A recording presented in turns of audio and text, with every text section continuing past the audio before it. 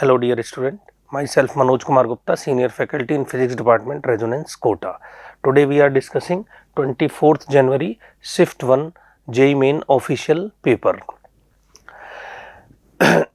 In first question, ये assertion region based statement question है.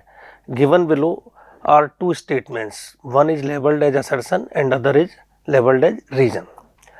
Photodiodes are preferably operated in reverse bias condition for light intensity measurement, and region में लिखा है the current in the forward bias is more than the current in the reverse bias for PN junction. देखिए reason तो सही है, लेकिन reverse bias में photodiode को क्यों यूज करते हैं. देखिए, जब हम डायोड को रिवर्स बायस में लगाते हैं तो इस तरह से लगाते हैं, तो यहाँ जो डिप्लेशन रीजन है वो थोड़ा बड़ा हो जाता है, इंक्रीज हो जाता है, तो width of depletion layer increase हो जाती है. अब जब इस पर लाइट इंसिडेंट होती है तो यहाँ पर कुछ कोवेलेंट बॉन्ड्स जो हैं वो ब्रेक होते हैं और इलेक्ट्रॉन होल पेयर जनरेट होते हैं डिप्लेशन रीजन में, और ये इलेक्ट्रॉन होल पेयर इस इलेक्ट्रिक फील्ड की वजह से ड्रिफ्ट करंट फ्लो करते हैं. ये ड्रिफ्ट करंट जो है यहाँ फ्लो होती है, और ये जो ड्रिफ्ट करंट है, यदि लाइट की इंटेंसिटी बढ़ाएंगे तो ड्रिफ्ट करंट जो है वो बढ़ जाएगी. इस तरह से लाइट इंटेंसिटी को रिवर्स बायस में मेजर किया जाता है बाई फोटोडायोड्स. तो इसलिए फोटोडायोड्स को रिवर्स बायस में यूज किया जाता है. यहाँ लिखा हुआ है रीजन में the current in the forward bias is more then the current in the reverse bias. Statement तो सही है ये, लेकिन ये कारण वो नहीं है जो हम फोटोडायोड्स के लिए रिवर्स बायस में यूज कर सकते हैं. इसलिए हम ये कह सकते हैं कि असर्शन जो है वो सही है और रीजन भी सही है, लेकिन रीजन जो है वो ट्रू एक्सप्लेनेशन नहीं है. Both assertion and reason are true, but it is not the correct explanation. So answer will be fourth. Next question.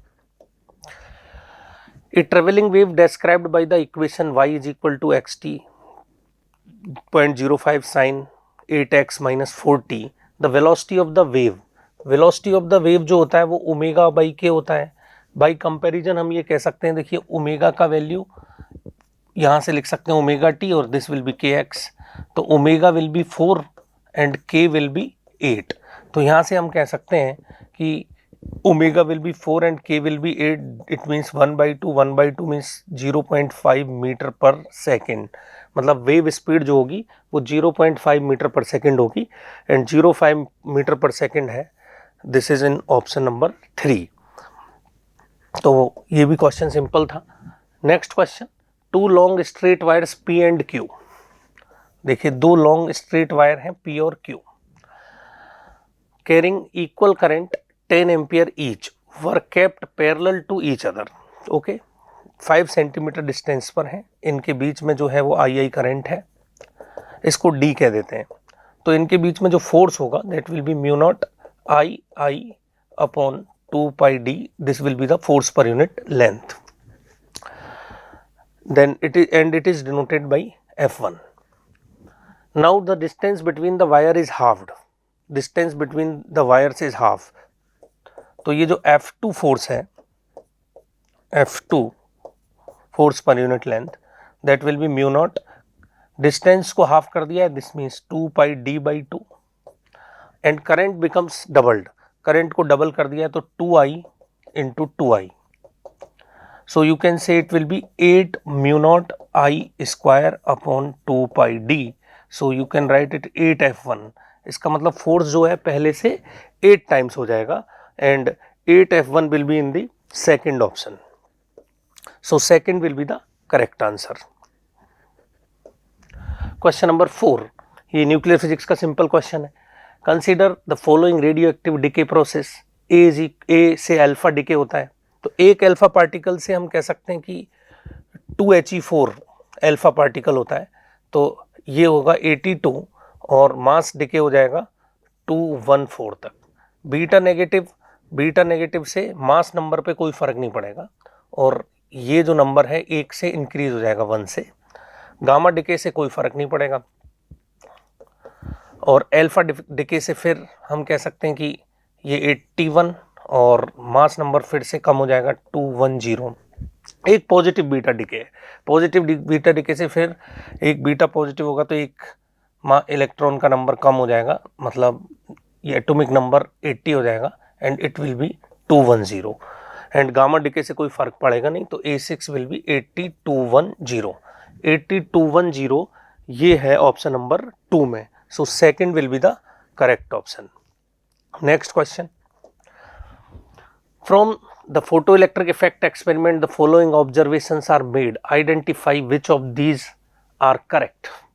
तो फोटोइलेक्ट्रिक इफेक्ट का स्टेटमेंट बेस्ड क्वेश्चन है। The stopping potential depends on the work function, बात सही है लेकिन थोड़ा सा incomplete है कि जो स्टॉपिंग पोटेंशियल है हम ये कह सकते हैं स्टॉपिंग पोटेंशियल वर्सेस फ्रीक्वेंसी का जो ग्राफ है यदि हम उसे देखें तो ये कुछ इस तरह से होता है। तो स्टॉपिंग पोटेंशियल और फ्रीक्वेंसी का ग्राफ हम ये कह सकते हैं कि वर्क फंक्शन के साथ साथ स्टॉपिंग पोटेंशियल, यदि इक्वेशन लिखेंगे तो हम ऐसे लिखेंगे h nu is equal to work function plus EVS। So you can say the stopping potential depends on h nu minus phi is equal to EVS। तो स्टॉपिंग पोटेंशियल इंसिडेंट फोटोन की energy पे भी depend करता है, energy of incident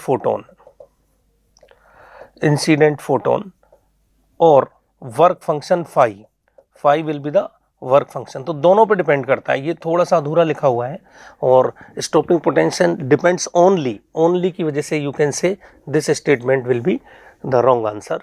the saturation current increases with intensity, ये तो सही है। इंटेंसिटी और सैचुरेशन करंट का ग्राफ हमें मिलता है कुछ इस प्रकार से, इंटेंसिटी यदि बढ़ती जाएगी लाइट की तो सैचुरेशन करंट इंक्रीज होती जाएगी। सो second will be the correct option. तो बाकी स्टेटमेंट पढ़ने की जरूरत नहीं है लेकिन पढ़ लेते हैं। The maximum kinetic energy of photo electron depends on the intensity, ये बिल्कुल गलत स्टेटमेंट है। इंटेंसिटी से मैक्सिमम काइनेटिक एनर्जी पर कोई फर्क नहीं पड़ेगा, so this is wrong option. And D option, photo electric effect can be explain by using wave theory of light. यदि ऐसा होता तो हर फोटोन लाइट इमिट कर देता, तो वेव थ्योरी की जगह हम ये कहेंगे चूज द करेक्ट ऑप्शन, तो हाँ option B is the correct, so second will be the answer. Next question, 1 gram of liquid is converted into vapor at 3 into 10 raised to power 5 Pascal pressure. If 10% of heat supplied is used for increasing the volume by 1600 centimeter cube, तो volume increase दे रखा है delta V, this will B 1600 centimetre cube. तो हम यहाँ से work done निकाल calculate कर सकते हैं, work done will be P delta V during this process change, ठीक है ना। Then the increase in internal energy हमें कैलकुलेट करना है, तो पहले वर्क डन लिख लेते हैं। Work done P is equal to 3 into 10 raise to power 5 pascal multiplied by 1600 into 10 raise to power centimetre cube है, तो मैं इसे लिख सकता हूँ -6। So it will be 10 raise to power -1 और it will B 480 joule. 480 joule है और इसमें ये भी इंफॉर्मेशन गिवन है कि 10% of heat supplied is used increasing volume, मतलब 10% of Q is equal to work done. So you can say 0.1 Q is equal to 480। So heat supplied will be 480 divided by 0.1, so it will be 4800 joule. इतना heat supply हुआ है। और अब हम यहाँ से कह सकते हैं इंटरनल एनर्जी फर्स्ट लो लिख लेते हैं, Q बराबर delta U plus work done by gas. So delta U will be Q minus W, तो Q minus W 4800 minus W will be 480, और जब हम इसे सब्ट्रैक्ट करेंगे तो हमें मिलेगा 4320 जूल, और 4320 joule will be in the second option. So second will be the correct answer. तो थोड़ा ये न्यूमेरिकल था फर्स्ट लॉ पर based. Next question, modulating signal is a square wave. Square wave का मॉड्यूलेटिंग सिग्नल गिवन है और आपसे modulation index पूछा है। कैरियर वेव भी गिवन है। तो बहुत ही सिंपल क्वेश्चन है कम्युनिकेशन से। मॉड्यूलेशन इंडेक्स की जो फॉर्मूला होती है वो AM/AC होती है। तो एम्पलीट्यूड मॉड्यूलेशन के लिए जो मॉड्यूलेशन सिग्नल है उसका एम्पलीट्यूड हमें 1 गिवन है और कैरियर वेव का सिग्नल हमें 2 गिवन है। सो you can say it will B 1/2 and 1/2 will be in third option. Next question statement based question है और you can say the temperature of a gas is -73 degree Celsius when the gas is heated to 527 degree Celsius। -273 degree Celsius को 200 kelvin लिख सकते हैं और इसे लिख सकते हैं +273 करके 800 केल्विन। सो केल्विन में देखें तो ये 200 केल्विन से 800 केल्विन तक टेम्परेचर हो गया है और root mean square speed of molecules is doubled. तो you can say temperature absolute temperature becomes 4 times हो गया है। तो रूट मीन स्क्वायर वेलोसिटी का जो फॉर्मूला होता है √3RT/mw। So you can say temperature को 4 टाइम्स करेंगे तो root mean square speed double हो जाएगी। एकदम सही स्टेटमेंट है। The product of the pressure and volume of an ideal gas जो स्टेटमेंट 2 में लिखा है will be equal to translational kinetic energy. देखो ट्रांसलेशनल काइनेटिक एनर्जी का हम सब लोग फॉर्मूला जानते हैं, इट विल बी 3/2 nRT और you can say it will be 3/2 PV। तो ये कह रहे हैं कि PV ही होगा, ट्रांसलेशनल काइनेटिक एनर्जी का जो फॉर्मूला है वो PV होगा, तो ये तो गलत हो जाएगा, it will be 3/2 PV। So statement 1 is true and statement 2 will be the false. So statement 1 is true and statement 2 is false. ये है फोर्थ ऑप्शन में। So fourth will be the correct answer. Question number 9, in E and K represents electric field and propagation vectors of electromagnetic wave in vacuum. तो देखो vacuum में electromagnetic wave की जो speed है ना उसको हम C is equal to E0/B0 लिख सकते हैं। तो मैग्नीट्यूड का हमें रिलेशन इससे पता चल जाएगा और C को हम ω/K लिख सकते हैं, तो that will be E0/B0। So omega into B0 is equal to E0 multiplied by K आ जाएगा।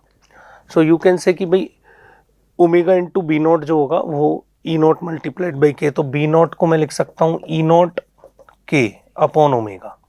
तो एक तो ये ओमेगा डिनोमिनेटर में आएगा K इंटू E के। दूसरा इनका जो डायरेक्शन का रिलेशन होता है हम कह सकते हैं इलेक्ट्रिक फील्ड इस तरफ है और मैग्नेटिक फील्ड का डायरेक्शन इस तरफ है इलेक्ट्रोमैग्नेटिक वेव में, तो जो डायरेक्शन ऑफ प्रोपागेशन है ना वो इस तरफ होगा, क्योंकि ये कुछ ऐसा होगा E∩B∩ is equal to direction of propagation K∩ और V∩, वेलोसिटी लिख सकते हैं, तो that will be the K∩। तो आप इन दोनों को क्रॉस प्रोडक्ट कर सकते हैं, तो K∩ cross electric field vector cap is equal to B∩। So हम कह सकते हैं कि जो करेक्ट आंसर होगा वो क्वेश्चन ऑप्शन नंबर 1 होगा। Next answer, a circular loop of radius R is carrying current 1 ampere and the ratio of the magnetic field at the center of the circular loop and distance r from the center। देखो loop की वजह से magnetic field centre पे कितना होता है और access पे कितना लिखा जाता है, तो हम ये फॉर्मूला जानते हैं B is equal to μ0I/2r। Centre पे तो ये होता है और एक्सेस पे यदि हम लिखें तो it will B μ0I/r² plus x² ^ 3/2। वो कहते हैं कि axis x is equal to r distance पर ही हमें मैग्नेटिक फील्ड लिखना है, तो ये मैग्नेटिक फील्ड लिख लेते हैं और ये मैग्नेटिक फील्ड हो जाएगा μ0I/r² r² plus r² means 2r² की whole power 3/2। So it will be 2√2 हो जाएगा डिनोमिनेटर में, μ0I/r² 2 इंटू 2√2 और r³ तो ये इट विल बी r।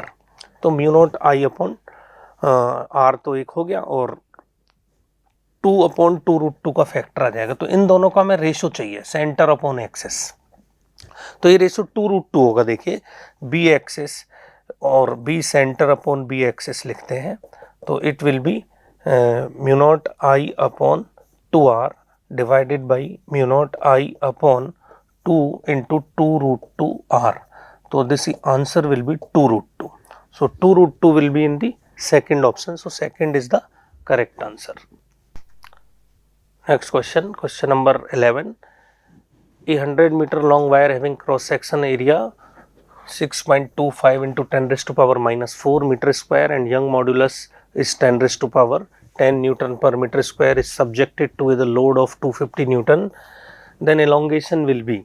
तो देखो यंग मॉडुलस का फॉर्मूला होता है स्ट्रेस अपॉन स्ट्रेन. सो यहाँ से एलोंगेशन का फॉर्मूला निकाल लेते हैं. तो y delta L by L is equal to F by A. वैसे तो हम फॉर्मूला याद भी रखते हैं, delta L is equal to F L upon A Y. बहुत ही सिंपल क्वेश्चन है, पुट कर दीजिए वैल्यूज को. तो F L upon A Y, F का वैल्यू क्वेश्चन में दिया है 250 न्यूटन, एल का वैल्यू क्वेश्चन में दिया है 100 मीटर लॉन्ग वायर, और ए का वैल्यू क्वेश्चन में गिवन है 6.25 into 10 raise to power minus 4, और y का वैल्यू है 10 रेज़ टू पावर 10, और ये सब सॉल्व कर लेते हैं. तो 10 रेज़ टू पावर 4 और 2 6, तो ये हो गया 10 raise to power minus 4 plus 4, sorry 10 raise to power plus 4. तो 250 into 10 raise to power minus 4 divided by 6.25. 25 से 4 टाइम्स कैंसिल हो जाता है, तो it will be 40 into 10 raise to power minus 4 elongation metre में होगा. 40 into 10 raise to power minus 4 elongation means 4 into 10 raise to power minus 3 metre. थोड़ा सा calculative रहा. Question option number 2 is the correct answer. Next question, ये Newton's law का question है, pulley problem. The tension in the string question में पूछा है. 4 kg का ये ब्लॉक है, 4 kg का ब्लॉक है, ये 1 kg का ब्लॉक है. तो हमें tension in the string calculate करना है. तो पहले एक्सेलरेशन कैलकुलेट कर लेते हैं. ये 4g साइन 60 होगा, और ये along the ways 1g sine 30 होगा. ये है t और ये भी t. तो दोनों की इक्वेशन लिख लेते हैं. एक्सेलरेशन डायरेक्ट भी लिख सकते हैं हम, एक्सेलरेशन सिस्टम के लिए ये इक्वेशन लिख लेते हैं. तो acceleration will be 4g sine 60 minus 1g sine 30 divided by total mass. Total mass हो गया 4 plus 1. So it will be the acceleration. तो हम इसे लिख सकते हैं 4g root 3/2 minus g by 2 means z by 2 upon 5. g को 10 लिख देते हैं, तो it will be 20 root 3 minus 5 upon 5. So answer will be 4 root 3 minus 1. ये है metre per second square acceleration. अब हमें टेंशन लिखना है. टेंशन लिखने के लिए इसकी इक्वेशन लिख लेते हैं. तो ये ऑब्वियसली ऊपर ही एक्सेलरेट हो रहा होगा क्योंकि इस तरफ हैवी ऑब्जेक्ट है. तो इसकी इक्वेशन लिख लेते हैं t minus 1g sine 30 is equal to 1a. Newton's law की इक्वेशन लिख लें, a की वैल्यू पुट कर देते हैं. तो t minus 10/2 is equal to 4 root 3 minus 1. So t minus 5 is equal to 4 root 3 minus 1. t is equal to 4 root 3 plus 4 हो जाएगा. So it will be 4 into root 3 plus 1 newton, और ये fourth option में दिखाई देगा मुझे. Fourth is the correct option. Next question, as shown in figure a network of resistance is connected by a battery of 24 volt. Internal resistance of cell is 3 ohm, ये given है. The current through the resistor R4 and R5 are I4 and I5, then value of I4 and I5 will be. मतलब हमें ये current निकालना है I4 and I5. ठीक है, पहले हम इसका R इक्विवेलेंट निकाल लेते हैं. तो ये 2 और 2 पैरेलल में है, 2 और 2 पैरेलल में है, तो इनका हो जाएगा 1. 2 इंटू 2 अपॉन 2 प्लस 2, पैरेलल का फॉर्मूला लगा दिया, तो ये 1 होगा इन दोनों का कंबाइंड रेजिस्टेंस. ये 2 सीरीज में ही है. ये 20 और 5 का कंबाइंड रेजिस्टेंस लिख लेते हैं. 20 into 5 upon 20 plus 5, so it will B 100 upon 25. ये हो गया 4. तो ये 2 ओम 3 ओम सब सीरीज में है. तो अब ये सर्किट मुझे एक बारी के लिए ऐसा दिख रहा है, ये 1 ओम, उसके बाद 2 ओम, उसके बाद 4 ओम और फिर 2 ओम और लास्ट में बैटरी 24 वोल्ट बैटरी और इसका इंटरनल रेजिस्टेंस 3 ओम है। तो ये जो पूरा आर इक्वलेंट हमें दिख रहा है सर्किट का, ये 1 + 2 3 4 7 7 + 2 9 and 9 + 3 is 12 ओम इसका इक्विवेलेंट रेजिस्टेंस है। तो यहाँ से जो करंट जाएगी that will B 24/12 that is 2 ampere. तो हमें 2 एम्पियर करंट का डिवीजन करना है, ये 2 एम्पियर करंट जाएगी और इधर से भी 2 एम्पियर बाहर आएगी। अब ये दोनों रेजिस्टेंस पैरेलल में है तो हम कह सकते हैं कि इन दोनों के पोटेंशियल डिफरेंस सेम होंगे। तो I4 × 20 I4 × 20 is equal to what? You can say I5 × 5।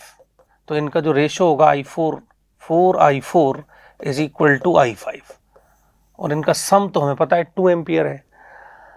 तो I4 + I5 is equal to 2 ampere और इसमें हम पुट कर देते हैं I5 की जगह I4 4I4। तो I4 + 4I4 is equal to 2 ampere. So 5I4 बराबर 2। सो I4 is equal to 2/5 और इसी से हम कह सकते हैं कि जो I5 होगा I5 will B 4I4। So 4 × 2 8/5 ampere. तो एक करंट होगा 2/5 एम्पियर, दूसरा करंट होगा 8/5 एम्पियर। डायरेक्ट फॉर्मूला भी बना देते हैं हम वैसे, और डायरेक्ट फॉर्मूले से भी लिख सकते हैं, कुछ लोग डायरेक्ट याद रख सकते हैं।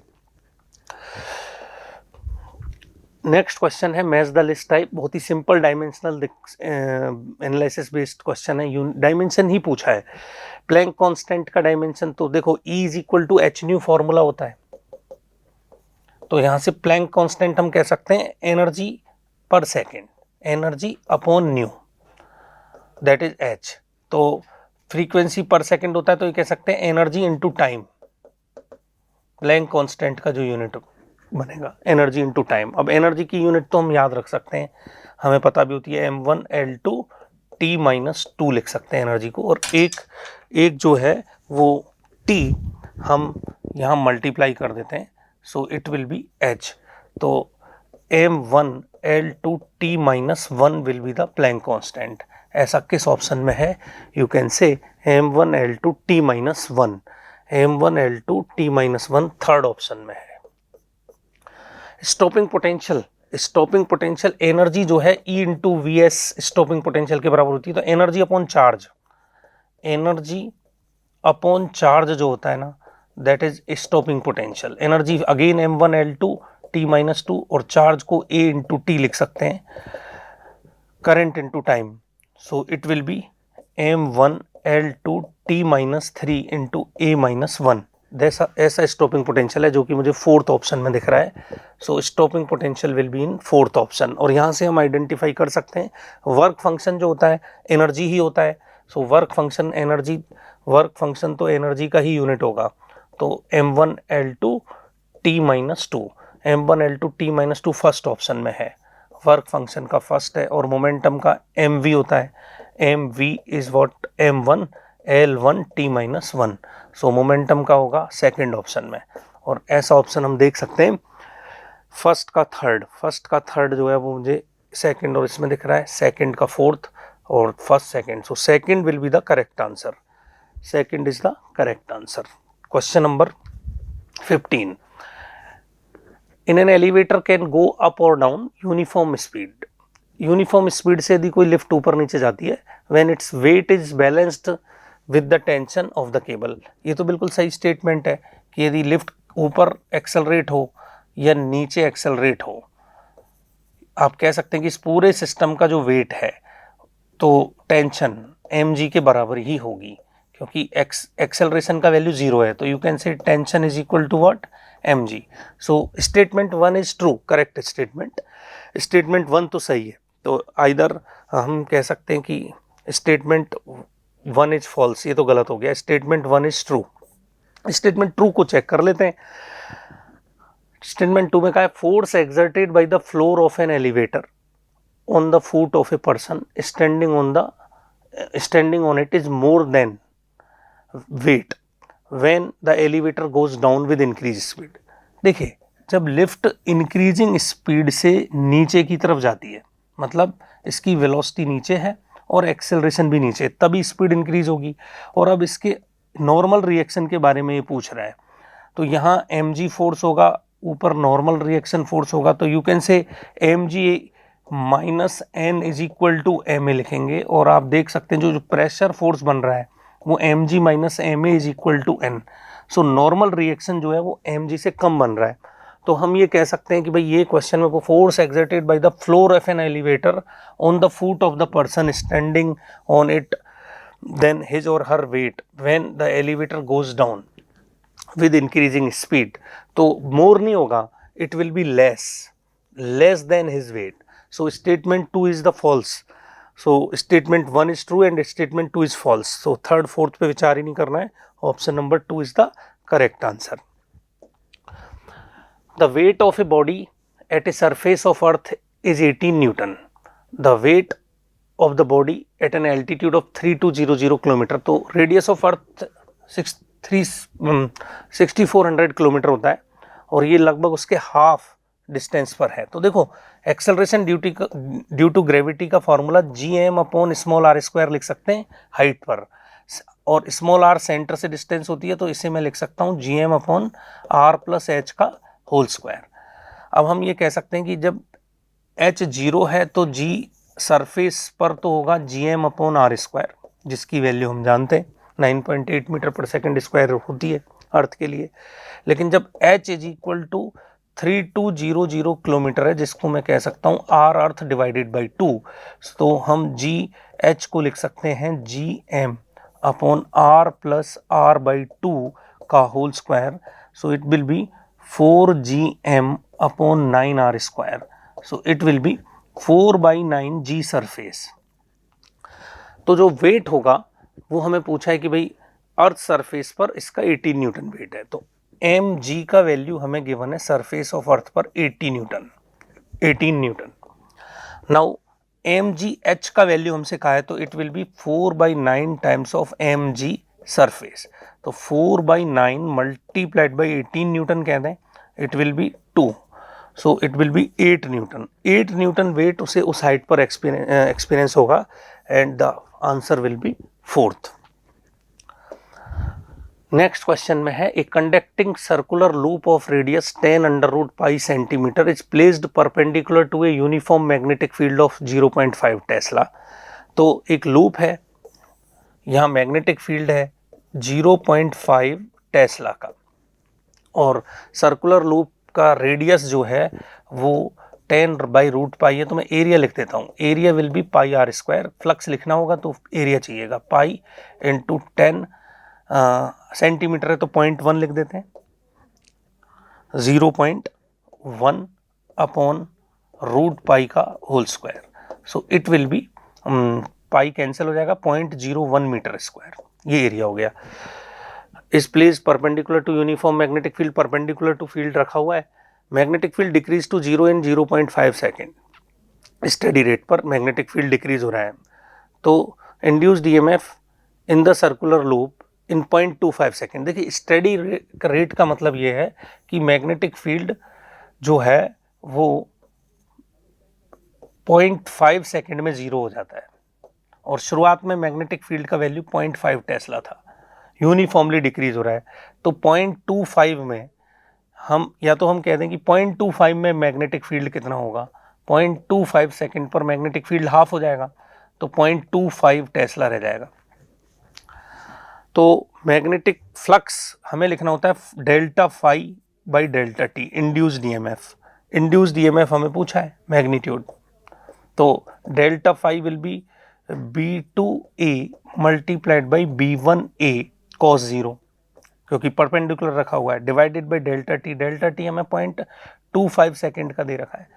मैग्नेटिक फील्ड की वैल्यूज को हम पुट कर देते हैं, तो डेल्टा बी इंटू ए हो जाएगा, delta B multiplied by A divided by delta T.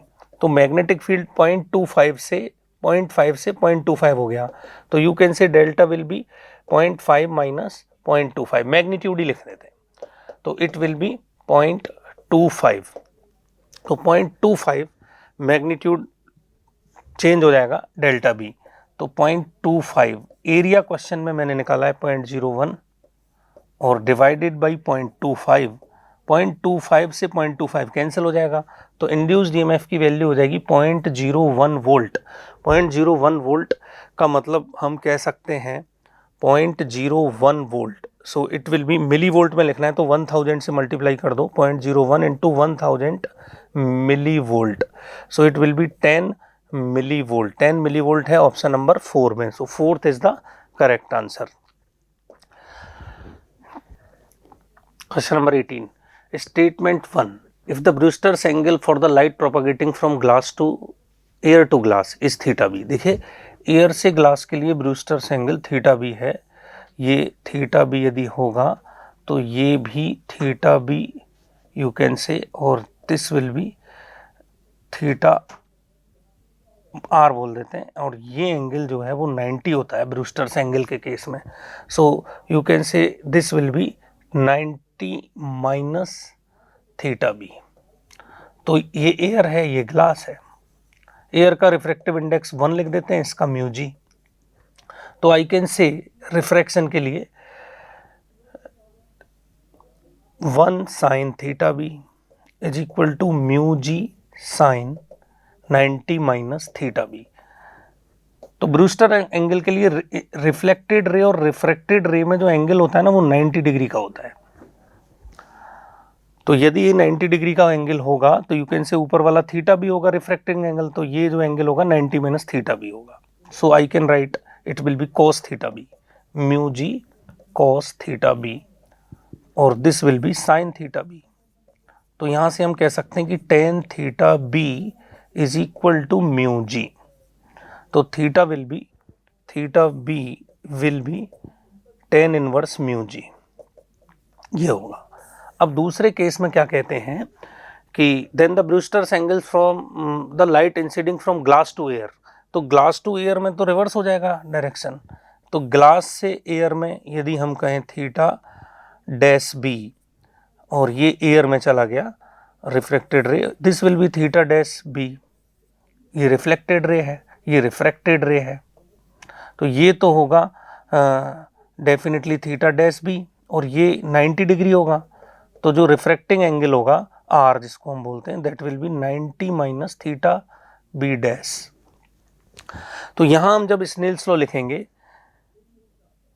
Snell's law लिखेंगे हम इसके लिए ये, तो mu ji sine theta B dash is equal to 1 sine 90 minus theta B dash. So it will be mu g cos sin by cos हो जाएगा cot theta dash b is equal to 1. So yeah, you can say cot theta dash b को 1 by tan theta ही लिख देते हैं, तो tan theta b dash लिख देते हैं is equal to mu g। tan theta dash ये कुछ इस तरह होगा, mu G is equal to cot theta B dash. तो theta B dash is equal to cot inverse mu G.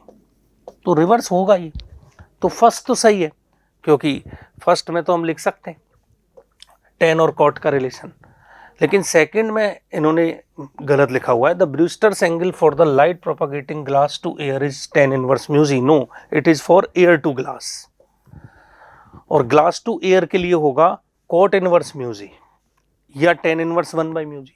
So second statement is false, so statement 1 is correct answer and statement 2 is the false. Statement 1 is correct and statement 2 is false, so answer will be third. The maximum vertical light to which a man can throw a ball is 136 meter.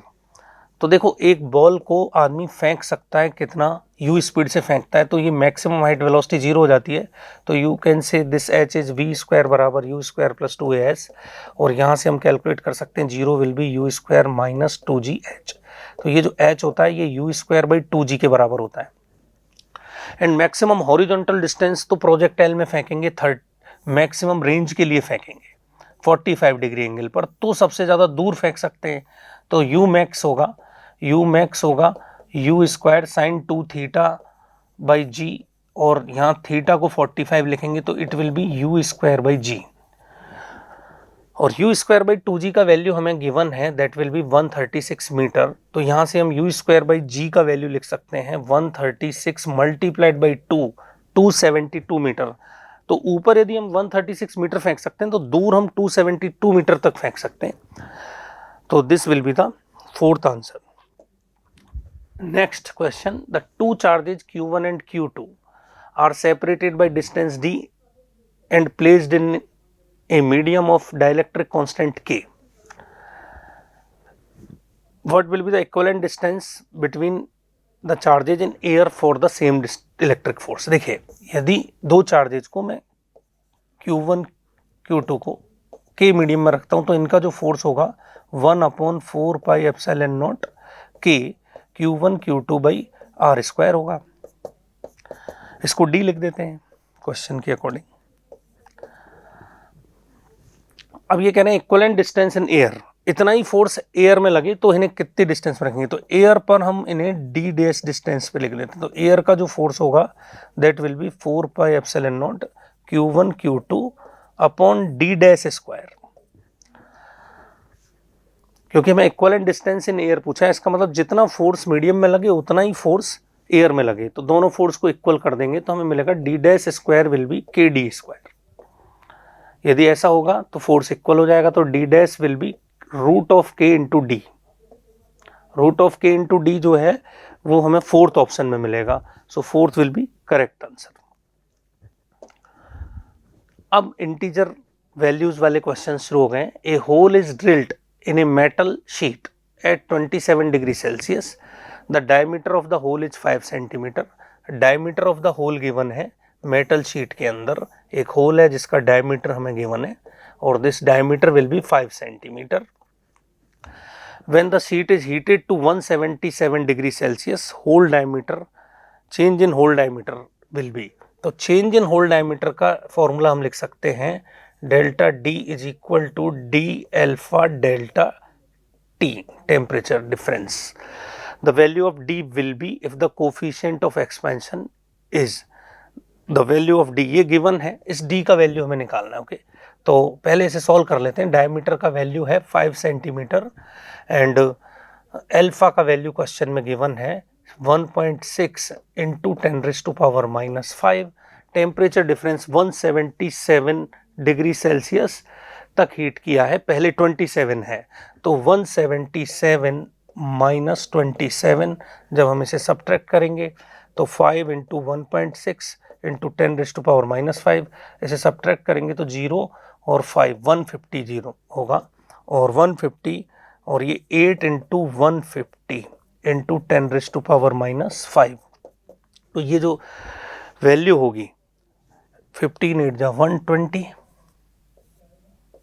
Into 10⁻⁻⁵, so I can right it's 12 into 10⁻⁻³ centimetre. तो 12 into 10⁻⁻³ centimetre. तो आपसे question में ही पूछा है कि fill in the blanks, D का value fill करना है, तो it will be the 12। Next question, a spherical body of mass 2 kg starting from rest acquires a kinetic energy of 10,000 joule at the end of the 5th second, the force acted on the body. देखिए acceleration calculate करना होगा, क्योंकि F जो होगा वो mass into acceleration से लिख सकते हैं। तो एक्सेलरेशन के लिए पहले वेलोसिटी कैलकुलेट कर लेते हैं। काइनेटिक एनर्जी का फार्मूला होता है हाफ mv²। हाफ mv² हमें गिवन है, तो यहाँ से हमें 5 सेकंड की वेलोसिटी मिल जाएगी 10,000, तो m हमें गिवन है 2, तो half into 2 into v² is equal to 10,000, so v² is equal to 10,000, और v का जो वैल्यू मिलेगा वो 100 मीटर पर सेकेंड मिल जाएगा हमें। अब इतना वेलोसिटी 5 सेकंड में एक्वायर किया है स्टार्टिंग फ्रॉम रेस्ट, तो u 0 है तो v बराबर u प्लस at लिख देंगे, एक्सेलरेशन मिल जाएगा। तो u 0 है, a पता करना है, t 0.5 सेकेंड है और v का वैल्यू 100 है, तो you can say a will be 20 metre per second square. हमें 5 सेकेंड का फोर्स बताना है, तो force will be mass into acceleration, mass is what 2 kg, a will be 20 metre per second square. So आप कह सकते हैं 40 न्यूटन फोर्स होगा, तो 40 will be the correct answer और 40 बार फिल कर देंगे, सिंपल ही था। A hollow cylindrical conductor of length 3.14 metre while the inner and outer diameters are 4 mm and 8 mm, तो डायमीटर्स हैं देखिए। तो रेजिस्टेंस हमें इसका कैलकुलेट करने के लिए कहा है, इस तरह का ये सिलेंड्रिकल वायर है और इसके इनर और आउटर डायमीटर गिवन है, तो इनर रेडियस हम लिख देंगे और आउटर रेडियस लिख देंगे हाफ करके। तो radius will be 4 mm outer radius और इनर रेडियस हाफ हो जाएगा 2 mm। ओके, तो रेजिस्टेंस का फॉर्मूला होता है rho L by A will be pi R2 square minus R1 square. Resistivity हमें गिवन है, रेजिस्टिविटी इज 2.4 इंटू 10⁻⁻⁸, एल हमें गिवन है 3.14, पाई 3.14 होता ही है।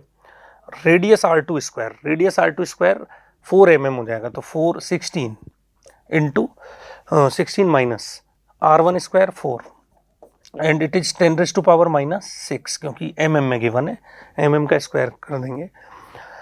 तो next will be R2 square minus R1 square. इसे सॉल्व कर लेते हैं, रो एल बाई ए, तो रो हो गया, एल हो गया, पाई से ये कैंसिल हो गया, 10⁻, नीचे बचेगा 12, तो 2.4 डिवाइडेड बाई 12 इंटू 10⁻⁻², और यहाँ से हम कह सकते हैं इट विल बी 0.2 इंटू 10⁻², इसे लिख सकते हैं 2 इंटू 10⁻³ ओम, 2 इंटू 10⁻³ ओम, तो n का वैल्यू 2 मिल जाएगा, सो 2 will be the correct answer. So next question,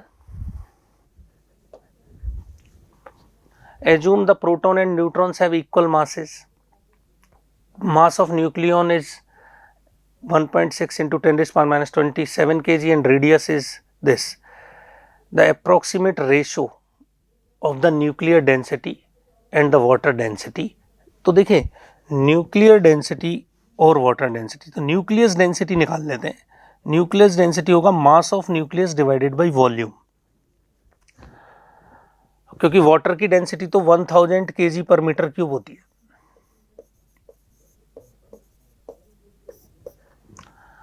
तो मास न्यूक्लियस का लिखेंगे number of nucleons A into mass of nucleon, 1 nucleon, और वॉल्यूम को लिख सकते हैं हम 4/3 पाई R³।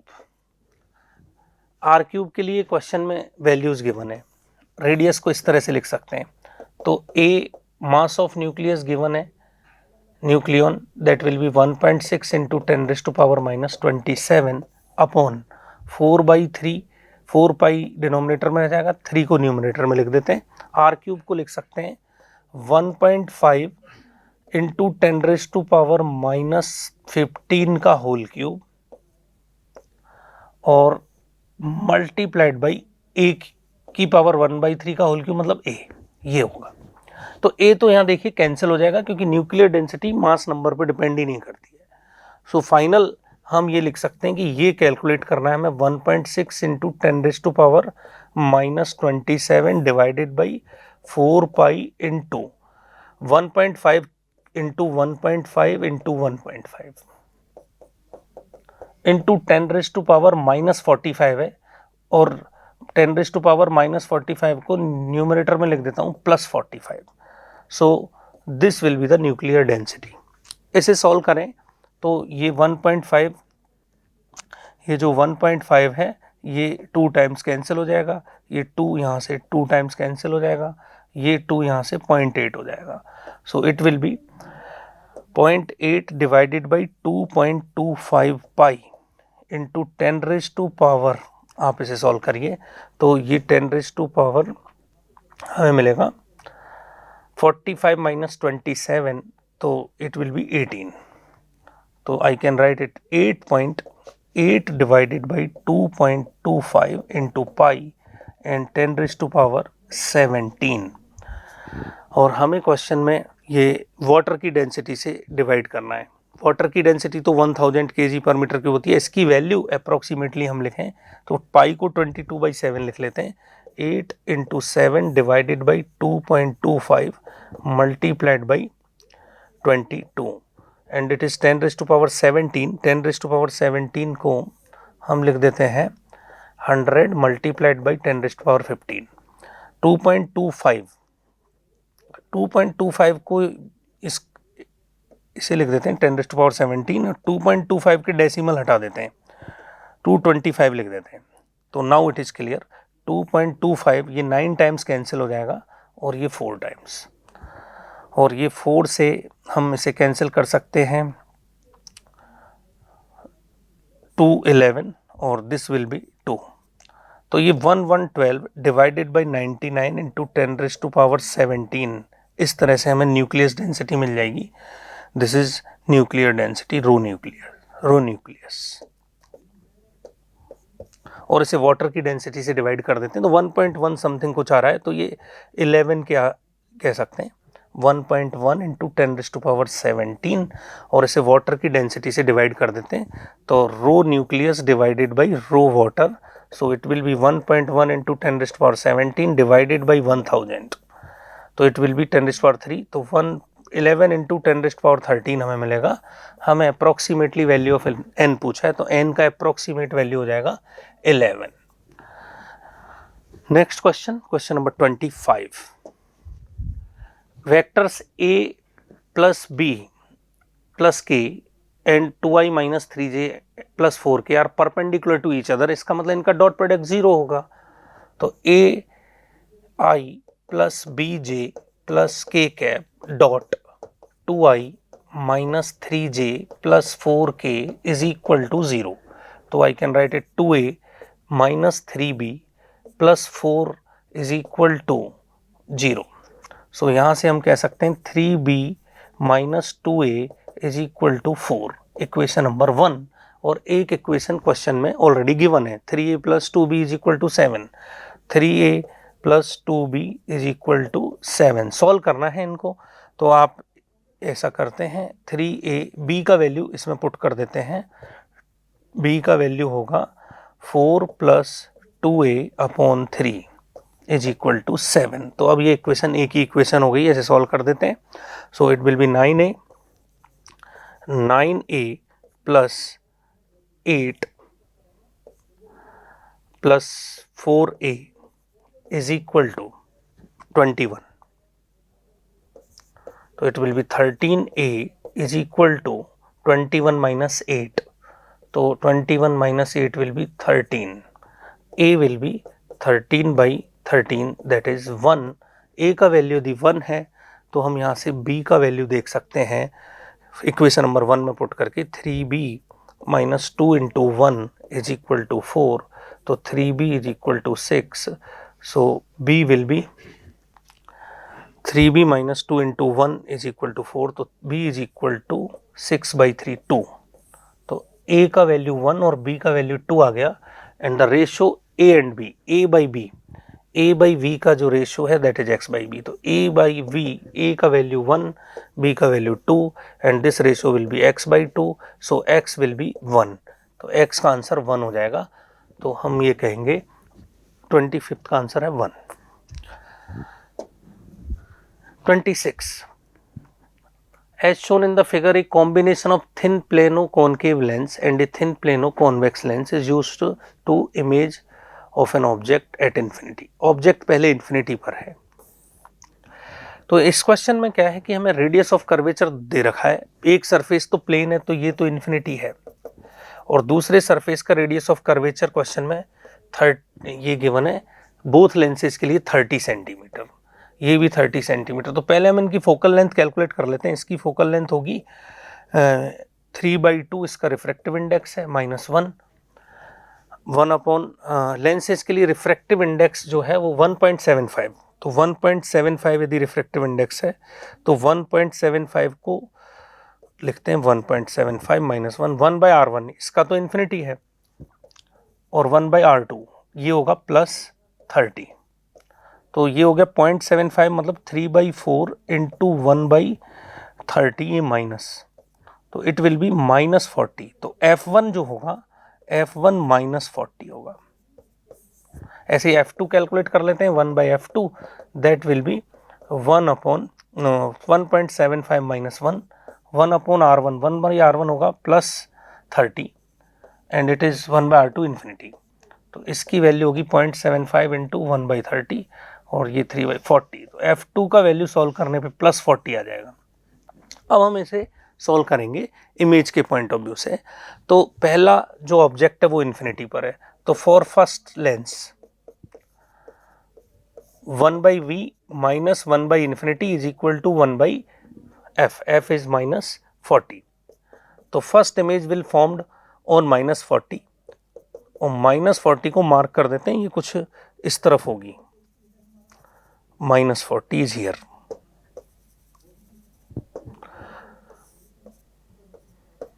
ये भी 40 है, क्वेश्चन में ये डिस्टेंस गिवन है, डिस्टेंस इज ऑल्सो 40।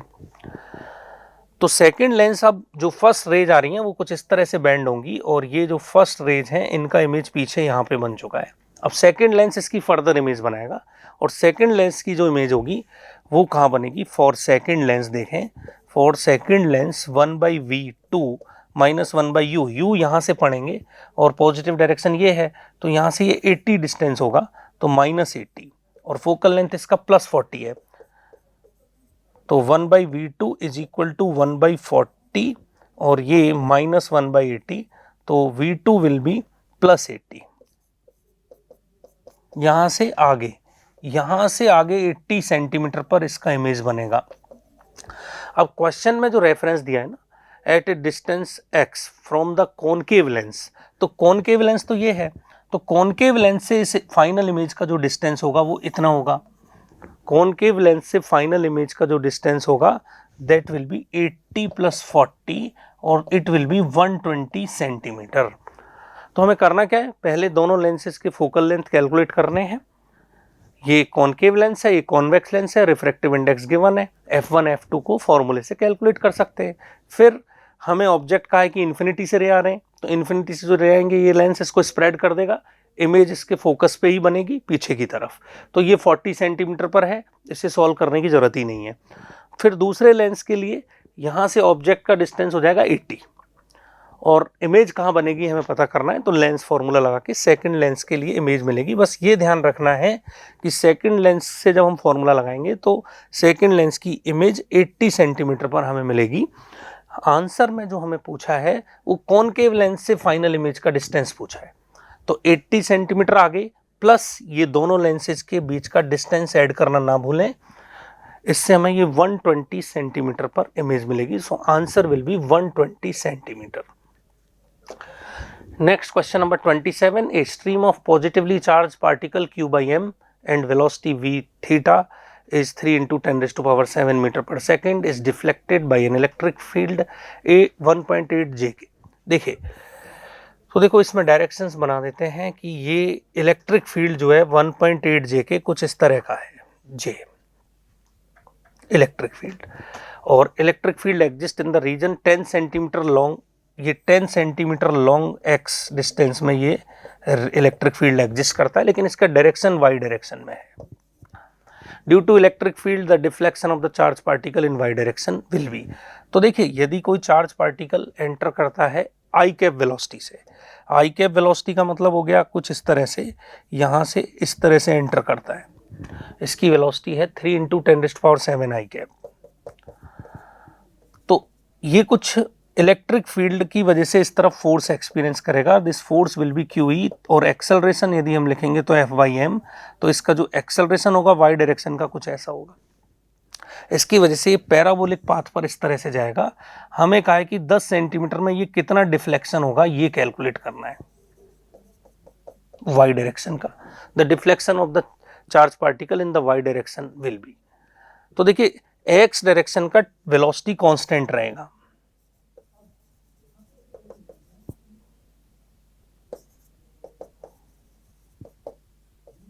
क्योंकि फोर्स जो लगेगा वो वाई डायरेक्शन में लगेगा। तो एक्स डायरेक्शन में डिस्टेंस के लिए हम लिख सकते हैं वी एक्स इंटू टी, और वाई डायरेक्शन में डिफ्लेक्शन होगा एक्सेलरेशन की वजह से, यू वाई जीरो है, तो वाई के लिए लिख सकते हैं हम half A Y T square as U Y is zero, और यहां से हम डिफ्लेक्शन वाई के लिए इक्वेशन लिख सकते हैं, this will be Q E by M into T square, T will be X Y V X का स्क्वायर। ये सब हमें गिवन है, बस वैल्यू पुट करके सॉल्व करना है, एक इजी क्वेश्चन है। रेजोनेंस के मॉड्यूल में भी क्वेश्चन गिवन है। क्यू बाई एम का वैल्यू डायरेक्ट गिवन है 2 इंटू 10⁻11। ई का वैल्यू क्वेश्चन में इलेक्ट्रिक फील्ड का वैल्यू 1.8 और क्यू बाई एम का वैल्यू हो गया एक्स स्क्वायर। एक्स का वैल्यू 10 सेंटीमीटर है, तो I can write it 0.1 into 0.1 and V X का value 3 into 10⁻7 metre per second, तो इसे लिख सकते हैं हम 9 इंटू 10⁻14। इसे सॉल्व करेंगे तो हमें जो वैल्यू मिलेगी एमएम में, ये मीटर में 2 इंटू 10⁻³ मीटर मिलेगी, जिसे हम लिख सकते हैं 2 mm। इस तरह से हम ये डिफ्लेक्शन y कैलकुलेट कर सकते हैं। Question number 28, in the circuit shown in the figure the ratio of the quality factor and bandwidth. देखिए क्वालिटी फैक्टर का फॉर्मूला होता है, 1/r under root of l/c, और बैंडविड्थ का फॉर्मूला लिख सकते हैं हम r/l। तो r/l को सॉल्व करें तो ये तो 10 डिवाइडेड बाई 3 होगा। क्वालिटी फैक्टर को सॉल्व करें तो 1/10 अंडर रूट ऑफ l का वैल्यू है 3 और c का वैल्यू है 27 10⁻⁻6, तो इट विल बी व्हाट 10⁻³ बाहर आ जाएगा 1000 डिवाइडेड बाई 10 और नीचे होगा अंडर रूट ऑफ ये 9, तो इट विल बी 100/3। तो क्वालिटी फैक्टर होगा 100/3, तो Q बाई डेल्टा ओमेगा यही पूछा है, तो 100/3 तो क्वालिटी फैक्टर है और 10/3 डेल्टा ओमेगा है, तो the ratio of this is will be 10, तो 10 will be the correct answer. Next question, solid sphere of rotating about axis P Q. एक सॉलिड स्फीयर है, पी क्यू एक्सिस के about rotate कर रहा है और इसका radius of gyration about P Q axis लिखना है। तो देखिए सॉलिड स्फीयर का इस एक्सिस के अबाउट मोमेंट ऑफ इनर्शिया जो होता है ना, that will be I centre of mass ICM, that is you can say 2/5 mr², 2/5 mr²। तो I जो है हम लिख सकते हैं PQ के अबाउट, IPQ बराबर ICM प्लस MD², और it will be what 2/5 mr² plus MD², और इस IPQ के लिए रेडियस ऑफ गायरेशन निकालना है, तो IPQ को हमें लिखना होगा MK², क्योंकि radius of gyration with respect to PQ निकालनी है, अबाउट PQ, तो I can write it MK²।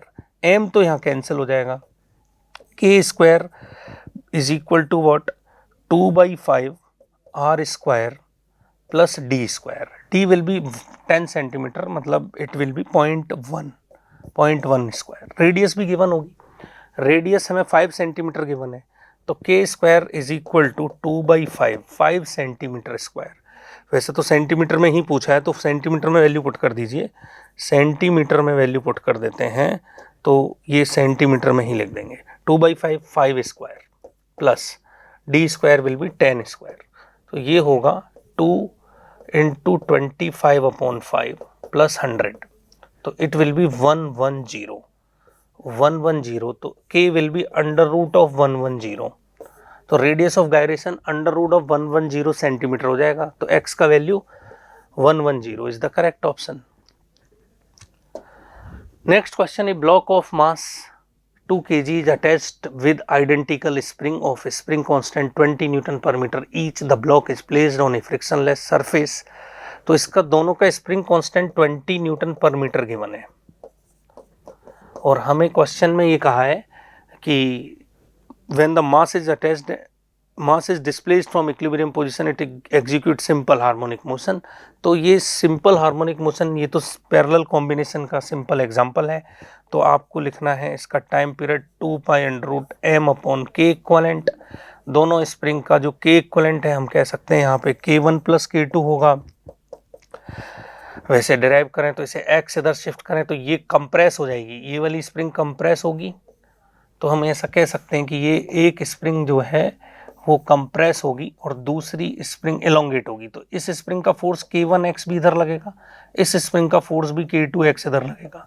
तो k1 + k2 × x restoring force होगा। इस तरह से हम डिराइव भी कर सकते हैं। तो k1 + k2 will be the k equivalent. k1 + k2 is 20 + 20, that is 40 Nm/m will be the k equivalent. Put कर देते हैं। टाइम पीरियड पूछा है, time period is 2π√m, m will be mass, mass is 2 and it is 40. तो 2π√1/20। आपसे कहा है कि π/√x, तो 2 को अंदर कर दें 4 हो जाएगा, तो π√4/20, तो इट विल बी π/√5 आ जाएगा। तो यहाँ हमें वैल्यू मिल जाएगी x की 5। तो 5 is the correct answer. Thanks. ये जो सीरीज है